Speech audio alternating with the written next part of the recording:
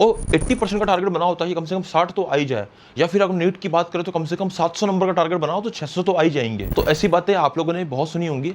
अक्सर लोग हमको ऐसी बातें आके बोल जाते हैं कि 700 का टारगेट बनाओ ताकि कम से कम 600 तो आ ही जाएंगे। अब आप सोचिए कि शब्द है, ये जो लाइनें हैं, ये चीजें हमारे दिमाग को सबकॉन्शियसली क्या बता रही है कि हम 700 नंबर नहीं ला सकते। मतलब जो हम टारगेट कर रहे हैं उससे जितने भी कम आएंगे उसमें हम सेटिस्फाई हो जाएंगे। तो बेसिकली हम अपने टारगेट को अचीव करने के लिए काम ही नहीं कर रहे हैं, मेंटली प्रिपेयर ही नहीं हो रहे कि हम अपने टारगेट को अचीव करेंगे। जबकि हम मेंटली किस चीज के लिए प्रिपेयर हो रहे हैं कि 700 का बना के देख लेते हैं, 600 तक तो आ ही जाएंगे। तो एक तरह से ये जो बातें हैं हमको कॉम्प्रोमाइज मेंटालिटी सिखा रही है। जबकि मेरे हिसाब से असल में ऐसा होना चाहिए कि हम भले ही 650 नंबर का टारगेट बनाएं, अगर हम परसेंटेज में बात करें तो भले हम 85% का टारगेट बनाएं, 80% का टारगेट बनाएं, पर जो भी टारगेट बनाएं उस टारगेट के लिए फिर पूरे एफर्ट्स डालें और अपने आप को मेंटली प्रिपेयर करें कि भैया मेरा 85% टारगेट है, या मान लीजिए मेरा 650 नंबर का टारगेट है, 700 नंबर का टारगेट है। अब उस 700 नंबर को गेन करने के लिए या 650 नंबर को नीट के एग्जाम में गेन करने के लिए जितने एफर्ट्स मैं दे सकता हूं मैं वो सारे एफर्ट्स दूंगा, और उस 650 से नीचे मैं कुछ सोच ही नहीं रहा हूं। देखो रिजल्ट जो होता है ना वो ईश्वर के हाथ में है,